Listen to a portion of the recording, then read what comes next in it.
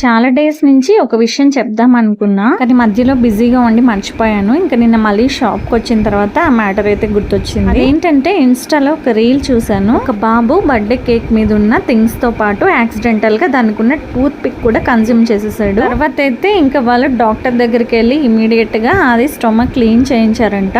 So అప్పటి నుంచి ఒక అవేర్నెస్ కింద అయితే ఈ వీడియో చేద్దాం అనుకున్నాను. బేకరీ వాళ్ళు ఇలా థీమ్ కేక్స్ చేసినప్పుడు కస్టమర్ కి చెప్పాలి దీనిలో చిన్న చిన్న టూత్ పిక్స్ ఉంటాయి అని. ఎడిబుల్ థింగ్స్ తో అయితే మనము ఆ థింగ్స్ ని అయితే నిలబెట్టలేము. ఖచ్చితంగా మనం టూత్ పిక్స్ ని కానీ కబాబ్ స్టిక్స్ కానీ వాడాల్సి ఉంటుంది. పేరెంట్స్ కూడా ఏం చేస్తారంటే ఓకే ఇవన్నీ ఎడిబులే కదా అని చెప్పేసి వదిలేస్తారు. బేకరీ వాళ్ళు కూడా ఇచ్చేటప్పుడు హడావిడిలో మర్చిపోతూ ఉంటారు. మేమైతే ప్రతి ఒక్కరికి చెప్తాము, మీరు ఖచ్చితంగా ఏ బేకరీలో మీరు కొన్నా కూడా ఇలాంటి థీమ్ కేక్స్ చేయించినప్పుడు మెయిన్ గా మీ పిల్లల్ని జాగ్రత్తగా చూసుకోండి. ఖచ్చితంగా టూత్ పిక్స్ కానీ కబాబ్ స్టిక్స్ కానీ లోపల సపోర్ట్ కోసం యూజ్ చేస్తారు.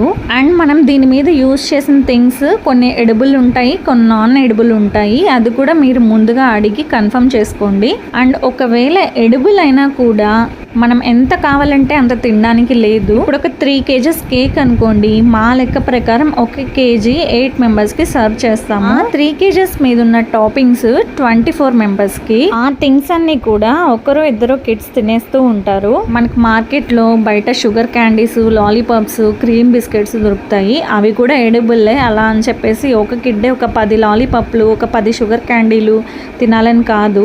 ఆ విధంగానే కేక్ మీద ఉన్న థింగ్స్ కూడా ఎడిబుల్ అని చెప్పినా కూడా ఏదో ఒకటో రెండో అంతే, అది కూడా లిమిటెడ్లో.